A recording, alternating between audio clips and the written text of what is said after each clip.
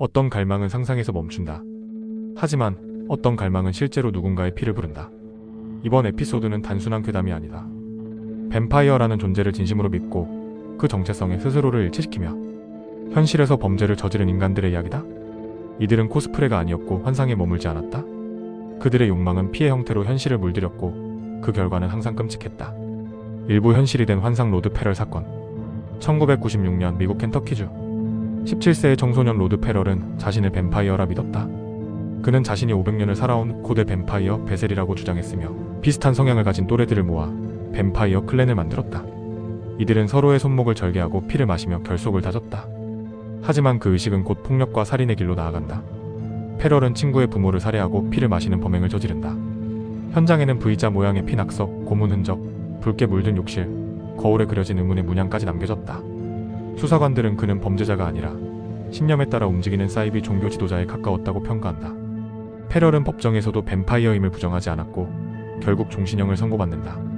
그러나 더 소름 끼치는 건 그의 추종자들이 지금도 온라인에 존재한다는 사실이다.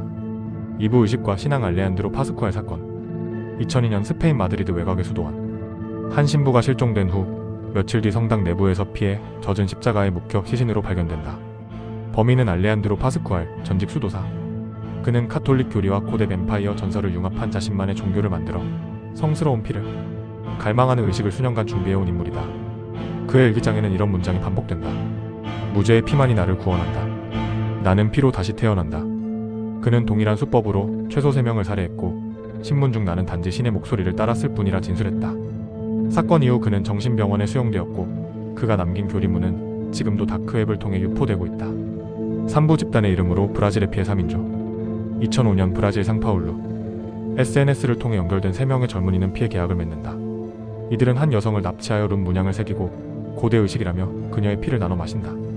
사건 당시 이들은 자신의 방을 성소로 부르며 희생자의 피를 그릇에 담아 마시는 장면을 영상으로 남겼다. 신문에서 이들은 이렇게 말했다. 우린 하나가 됐다. 피로 연결되었고 이 세상에서 벗어났다. 전문가는 이 사건을 현대적 흡혈 의식에 왜곡된 집단 살해라 분석했으며 3명 모두 징역형을 선고받았다.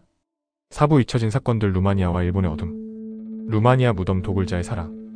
2010년 루마니아 브라쇼브. 한 남성이 밤마다 특정 여성의 무덤을 파헤친다는 제보가 들어온다. 그는 경찰에게 그녀는 아직 살아있다. 내가 매주 피를 가져다 주지 않으면 곧 일어날 것이라 주장했다.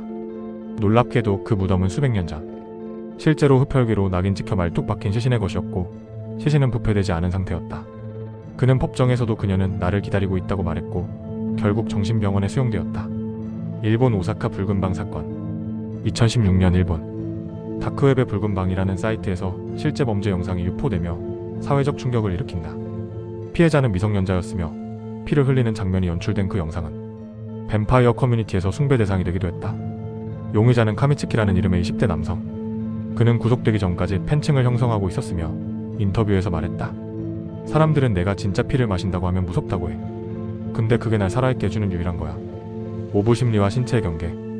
뱀파이어 범죄자들은 단순히 괴짜가 아니다. 그들은 다음과 같은 심리적 특징을 공유한다. 자아 정체성 혼란, 피에 대한 강박적 상상과 통제욕, 고립감과 우월감이 결합된 정체화 욕구, 자신을 특별한 존재로 만들고자 하는 사회적 탈피 본능. 또한 일부는 실제로 햇빛 알레르기, 피식욕 장애 심야, 각성 증후군 등을 겪으며 뱀파이어 신드롬, 뱀파이 신드롬으로 진단되기도 한다. 하지만 그 정체성의 끝에는 언제나 피가 있고 피는 언제나 현실을 찢고 나온다. 엔딩 내레이션. 조용한 피 떨어지는 소리. 어둠은 사람을 삼키지 않는다. 어둠은 사람 안에서 자라난다.